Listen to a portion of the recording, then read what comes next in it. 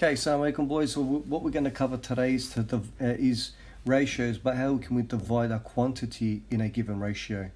That's the exercise 2G that we're going to cover. And for the first slide, I wanted to cover or give you three key ideas that we need to know. The first key idea that we need to know is that we need to know the total number of parts that are in a ratio. So total number of parts in a ratio. Okay, that's the first step. And then also we need to know how to convert a ratio as a fraction. Okay. So I'll just circle, I'll leave them there as is. And then once we know how we can convert a ratio into a fraction and the actual denominator needs to be out of the total number of parts, then we can actually multiply each fraction a ratio by the actual quantity now. So the third step to actually divide would be to multiply the fraction ratios. I think we need to actually go through some examples to better understand that, inshallah. So first thing that we want to do is learn how to find the total parts. So if we're doing the first example, which is 2 to 7, I rewrote it here. Okay. Now we need to know the total amount of parts. So on the left side, you can see that we have 2 parts on the left side and 7 parts on the right side. So the total amount of parts is 9 parts. So I'm going to actually rewrite the equation. So not the equation, sorry. I'm going to rewrite the ratio, which is 2 to 7. But this side of the equation, if we know the total number of parts, we can convert this side of the ratio as 2/9 to 7/9. So that's our fraction. And that's pretty much what it's asking. So finding the total number of parts in a ratio, writing each number in the ratio as a fraction with respect to the total number of parts. That's all we're asked to do. If we understand that, then we should be able to know how to divide a quantity within a given ratio. So now we're going to do the second example. We're going to do the first part. So the first part is to just calculate a total number of parts, and the second part is to convert it as a fraction. Let's see if we can do that for the second example, part B. So we've got this ratio is divided up into 3 parts.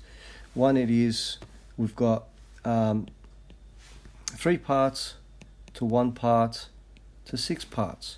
As you can see that the total is 3 to 1 to 6, which is, so the total number of parts is 3 plus 1 plus 6, which therefore means that the total is equal to 10. Now, because we know that our total parts are equal to 10, we can convert this into a fraction. The fraction will be, let's rewrite the ratio. So second part would be to rewrite the whole thing. But now, because we know our total parts is out of 10, this will be 3/10 to 1/10 to 6/10. And that's how now if someone gave this to me, that's fine, but also you can write this in the simplest form, which is 3/10 to 1/10 to 3/5. We should know that 3/5 and 6/10 are equivalent. We just simplified it. So that's pretty much answering the first example. Now I'm actually going to give you guys an example where we can divide it. So if we had a ratio of 1 to 1, now we're going to do a 1 to 1 ratio. I've pretty much done a very basic example so that way you can better understand it. So if I say a 1 to 1 ratio, say for example, me and a friend, we invested in something for $2 and that investment went to $40. How do we share that investment if we initially invested a 1 to 1? So a $1 to $1. So that means whatever I make, whatever I've put in, and whatever my friends put in, we should get the same amount in terms of sharing.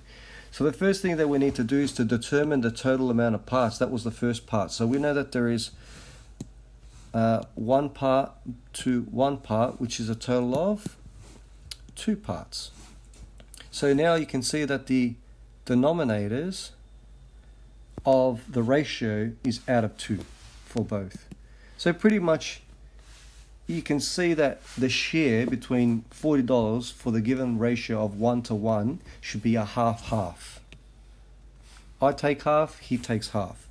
Now, to determine the quantity of our ratio of half to half, we just multiply it. So that's what we've done. So we've got half to half. And what we've done is we've multiplied that by the quantity, which is 40.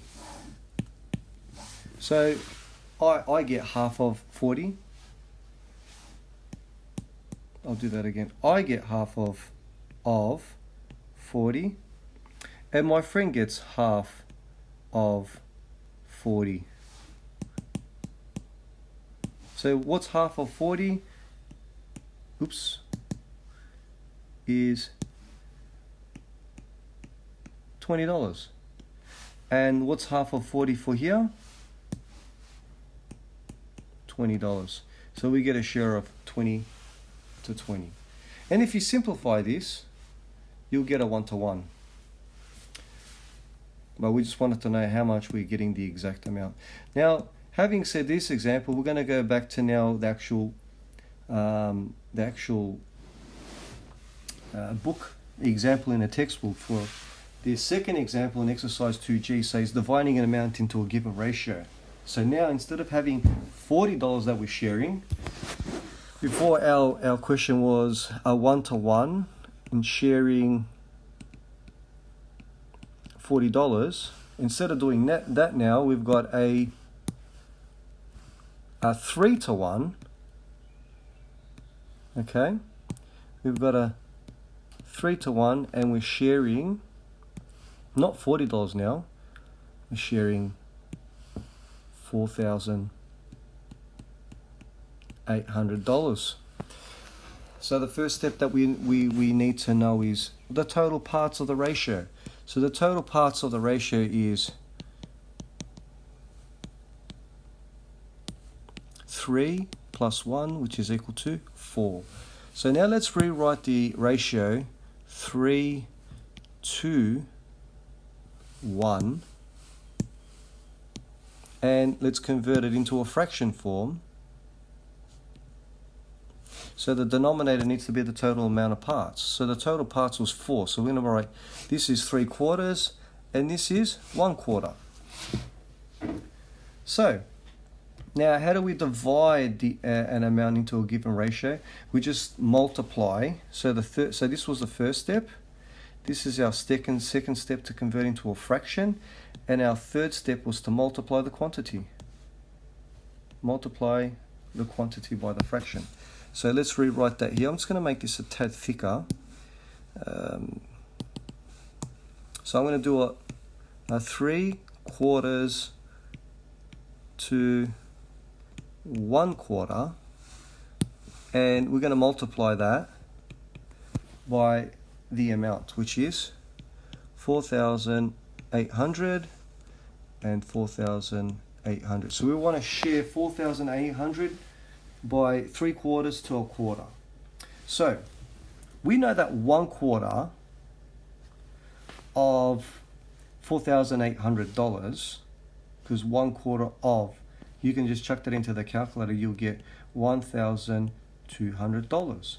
So this is how much 1/4 of 4,800. So that's his share, one person's share. And the remaining share would be 4,800, take away that, which would be 3,600. Or you could say 3/4 of 4,800 is $3,600. Now, that's the way we share it. We don't share it by doing half and half, which is 2,400 to 2,400. To do a right sharing of the ratio of 3 to 1, we would first find out or convert into a fraction. Once we've done that, we should know what our fraction is compared to or we multiply the fraction by the quantity to get our answers. Hope you have understood that. If you haven't, we'll go through some of the Zoom classes, the online classes, to get that done. The best thing for you guys to do is just to go through some of the examples, some of the questions that I gave you in the checklist, and hopefully will make better sense. Thank you for watching.